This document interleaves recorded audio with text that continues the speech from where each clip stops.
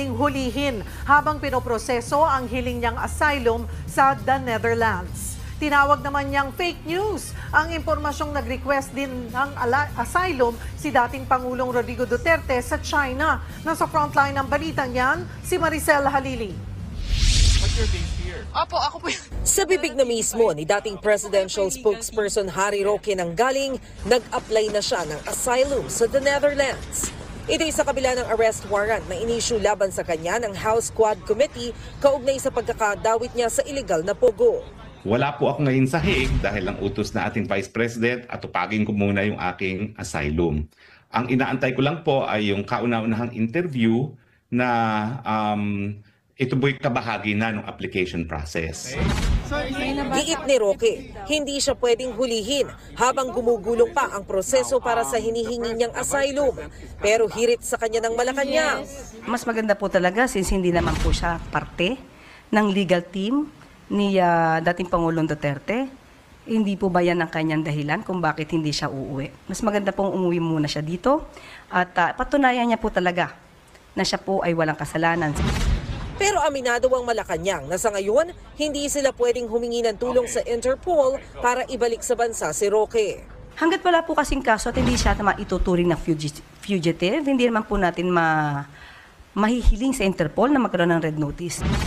Samantala, wala raw anumang impormasyon ng Malacanang sa balitang sinubukan ni dating Pangulong Duterte na humingi ng asylum sa China. Kahit si Roque, tinawag itong fake news. Hindi raw kasapi ang China at Hong Kong sa 1951 Convention on the Rights of Refugees and Asylum Seekers. Kaya imposible raw na nag-apply si Digong ng asylum doon. Matatanda ang dumalo ang dating Pangulo sa pagtitipon ng mga OFW sa Hong Kong bago na aresto pagbalik niya sa Pilipinas. Nagbabalita mula sa Frontline, Maricel Halili. Ng fake news online, ang dalawa sa kanila napaiyak. Nasa Frontline balitang yan si Marian Enriquez. Ang pagsasabi ba ng hindi totoo, hindi pagsasabi ng katotohanan, tama, di ba? Mr. Chair, those are the impressions, not only of me. Mainit ang sagutan ng mga mambabatas at vloggers na dumalo sa ikatlong pagdinig ng House Tri-Committee kaugnay ng pagkalat ng disinformation o fake news online. 8 social media influencers o vloggers ang dumalo, kabilang si Crisette Laureta Chu na isang vlogger. Pinuna ng kongresista ang kanyang Facebook post na sinasabi niyang maraming pulis at sundalo raw ang magre-resign kasunod ng pag-aresto kay dating Pangulong Rodrigo Duterte. Pinabulaanan na ni CIDG Chief Major General Nicolas Torre III ang mass resignation sa PNP. Pero sabi ni Chu, gumamit naman daw siya ng salitang daw sa kanyang post. In my training for journalism, the Dow is very important, sir. She claims to be a journalist whenever it's convenient. Pati ang post ni Chu tungkol sa umano'y pagpapamudmod ng ayuda sa ilalim ng AKAP sa mga aniyay may kaya naman sinita rin. On December 28, 2024, Ms. Crisette, Yes, sir. you said in Tagalog, ang tanga ng gobyernong to, not just as leaders, but as human beings. Is that what you feel? Tinatanong kita kung saan mo kinuha ito. Sa news mo lang pala kinuha eh. Wala kang documents. You cannot even tell me if you're telling facts or truth. And then you're telling me you're a journalist? And you're telling me that you're speaking the truth? Mr. Chair, respectfully po, those are my feelings. Kasi binamigay natin yung pera sa Therefore, AKAP. if that's your feeling, Mr. Chair, I demand that you apologize to this committee. I apologize for my bad words, sir. I Mr. apologize for saying the word tanga in my post.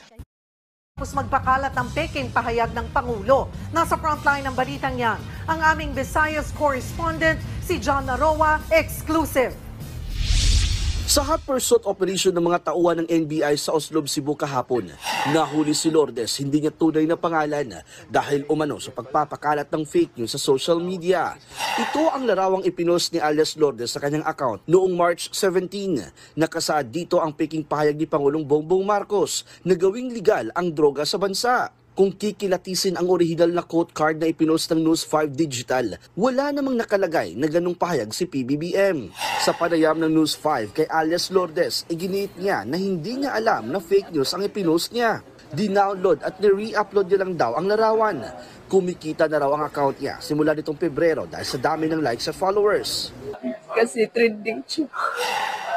Gusto ko lang, wala talaga akong intention. Gusto ko lang more engagement. Kaya nga, sinashare ko talaga siya para maraming mag-react. Ganun lang, sir. Nagsisisi ako. Kung alam ko na, hindi na lang ako nag-ano.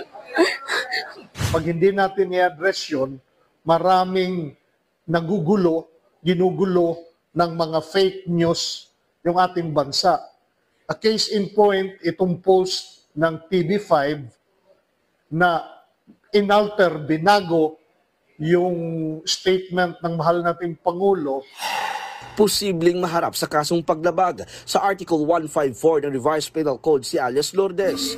Hanggang 6 na taong pagkakakulong ang parusa niyan na may multang hanggang 200,000 pesos. Bukod sa kanya, higit 20 pa raw ang minomonitor ng mga otoridad sa pagpapakalat ng fake news. Isang vlogger na rin daw ang may 2 warrant of arrest at pinaghahanap na. Paalala naman ng NBI. Suriin ninyo kung yung bang sinasabi dun sa social media ay tama o mali.